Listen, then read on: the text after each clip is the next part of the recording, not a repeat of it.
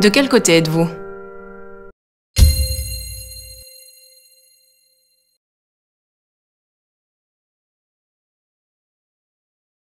Êtes-vous du côté qui croit aux débats ouverts ou du côté qui réprime la liberté de parole?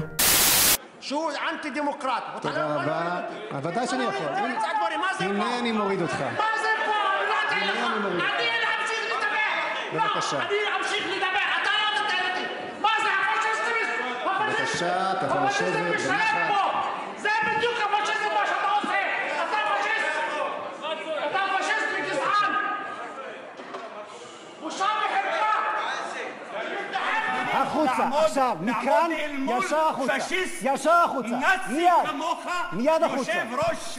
בבקשה. שמייצג רק את הנאצים. מיד החוצה, מיד החוצה. חברת הכנסת אנסטסיה מיכאלי, נא להוריד אותה מהבמה.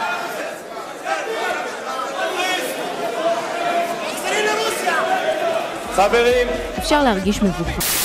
Du côté qui cultive la démocratie ou du côté qui exécute les opposants politiques? L'affaire Arafat, une enquête minutieuse, très approfondie sur la mort du leader palestinien. C'était il y a 10 ans exactement, c'était le 11 novembre 2004, à l'hôpital Percy à Clamart, en France. On s'en souvient encore, c'est là qu'est décédé Yasser Arafat. Bonjour Emmanuel Faux. Bonjour Sylvain Attal. Disons que malgré vos efforts, très louables, parce que c'est une enquête très intéressante, vous n'arrivez pas à répondre à qui, mais vous répondez quand même à comment, et vous êtes relativement catégorique. Vous dites la mort de Yasser Arafat n'était ni naturelle ni accidentelle. La mort de Yasser Arafat n'était ni naturelle ni accidentelle. Voilà, je crois que c'est l'élément nouveau 10 ans. À l'étranger, l'état d'alerte en Israël au lendemain de l'assassinat ciblé de Sheikh Yassine, le chef du Hamas. On est habitué là-bas à la menace des attentats, mais les mesures de sécurité n'ont jamais été aussi drastiques. Un assassinat approuvé par 60% des Israéliens, si l'on en croit un sondage. L'acte est assumé par le gouvernement, qui menace même de s'attaquer à d'autres chefs terroristes. Un assassinat approuvé par 60% des Israéliens, si l'on en croit un sondage. L'acte est assumé par le gouvernement, qui menace même de s'attaquer à d'autres chefs terroristes. Du côté fier de sa société diversifiée ou du côté qui persécute les homosexuels et les minorités religieuses? Alors ces juifs messianiques ne sont pas toujours bien acceptés dans la communauté. Par exemple, Joachim et sa femme, eh bien, sont depuis 7 ans, ils vivent depuis 7 ans un certain rejet par des juifs ultra-orthodoxes qui font partie de l'organisation Gour Chassidin. Ils viennent sous leurs fenêtres manifester leur mécontentement en criant des insultes. Polly, qui est membre également de l'église de Joachim et de sa femme, eh bien, a vécu la même chose. Près de 250 personnes se seront rassemblées devant chez elle pour manifester leur mécontentement. Et dans la rue aussi, Polly et Debbie sont parfois insultées lorsqu'elles sortent. You asshole, you suck. You and you fucking Jesus could kiss my ass, okay? Go away. Screw you. Whoa. Don't camera, no camera. I break your camera. Don't take picture. Okay? Screw you, you Nazi. You fuck. Don't take camera. I break your camera. Don't take picture. Shabbat shalom. No picture. We don't want picture. Leave. You can't come in here. This is not your house. This is not your house. We killed Jesus. We're proud of it. Drapeau israélien en bandoulière, c'est à pied que Mulat et ses amis se rendent à Jérusalem. Ils marchent pour protester contre le racisme et la discrimination, un racisme dont ces Israéliens originaires d'Éthiopie s'estiment être victimes depuis des années parce qu'ils sont noirs. It's no joke. Go off. Go off. I'm going to my car. I'm going to my car. Yeah. Jewish. I'm going to my car. Jewish. La scène se déroule à Jérusalem, dans un centre commercial. Plusieurs centaines de supporters du Bétar, le club de foot de la capitale, viennent y fêter la victoire contre une équipe rivale. Certains filment avec leur téléphone. Très vite, les slogans dérapent.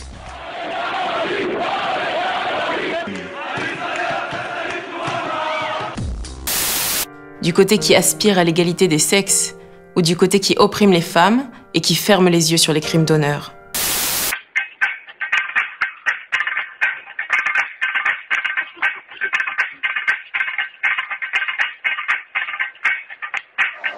Après 5 ans de démenti, sous la pression des défenseurs des droits de l'homme, Israël a fini par avouer.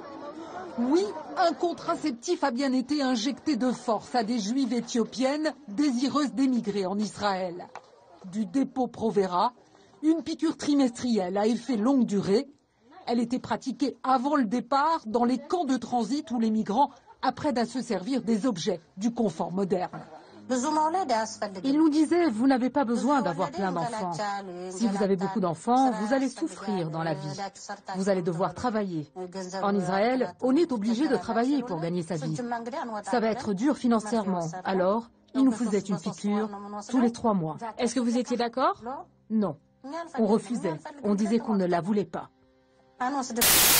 Du côté qui investit dans l'éducation ou du côté qui utilise son argent pour financer le terrorisme. Is the real deal on U.S. aid to Israel. Simply put, the U.S. gives Israel money, lots of it. To be precise, a grand total of $121 billion and counting. And unlike U.S. aid to most other countries, money to Israel is given primarily to its military. Why? The security of Israel, preventing a nuclear Iran and ending the Israeli-Palestinian conflict. But it's a military that has been accused of war crimes by the United Nations and called trigger-happy by Amnesty International. No matter. As foreign policy analyst Stephen Walt puts it, the United States gives Israel generous diplomatic, economic, and military support and does so unconditionally, regardless of what it does. And the support comes in many forms. First, there's the U.S. budget. Congress gives Israel on average $3 billion a year, $3 billion of U.S. taxpayers' money. Uncle Sam also doles out more aid by funding military research programs. In 2014, $504 million went to joint U.S.-Israeli military research and to the development of anti-rocket defense systems. One of those systems, Iron Dome, has cost the U.S. $720 million, a price tag that is going up as we speak. Then there are the additional multi-million-dollar weapons deals. We're talking hundreds of millions of dollars here. And a $1 billion U.S. weapons stockpile that Israel can access in times of emergency. All in all, with the U.S.'s help, Israel has one of the most advanced militaries and is one of the top 10 arms dealers in the world. Du côté qui fait tous les efforts pour éviter de faire du mal aux innocents, ou du côté qui cible délibérément des civils. À Gaza, la journée a été marquée par la mort de 4 enfants palestiniens. Ils ont été victimes d'un nouveau raid d'Israël. Lise Ramboudou, Philippe Véron et Guillaume Aguerre se trouvaient juste à côté de l'endroit où les obus sont tombés. Ils se sont rendus immédiatement sur place. Attention, les images peuvent choquer. Tout a commencé par une bombe qui tombe sur le port devant nous. Que vise-t-elle? Difficile à dire. Nous repérons ensuite au large un navire israélien, puis un autre. Il semble s'approcher de la côte. Sous une chaleur écrasante, un groupe d'enfants joue sur la digue, quand soudain, un obus tiré depuis un navire touche une cabane de pêcheurs. Les enfants effrayés courent vers la plage. C'est alors qu'un second obus les atteint. 4 enfants sont tués sur le coup, plusieurs sont blessés. Nous tournons l'arrivée des secours, les petits corps sur les brancards et sur le sable, et les cris d'une mère choquée qui cherche son enfant.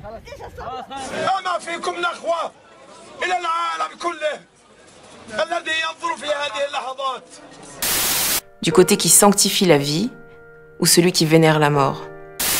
La place de la religion à nouveau en débat en Israël. 2 rabbins ultranationalistes ont été arrêtés pour incitation à la violence et au racisme. Dov Lior et Yaakov Yosef ont signé un traité de théologie très controversé, la Torah du roi. Un texte qui justifie l'exécution d'innocents non juifs en temps de guerre. Le spectre de la théocratie plane sur l'État hébreu, où en l'absence de constitution, la religion et l'État ne sont pas clairement séparés. Je sais de quel côté je suis. Et ce n'est pas celui de l'organisation terroriste.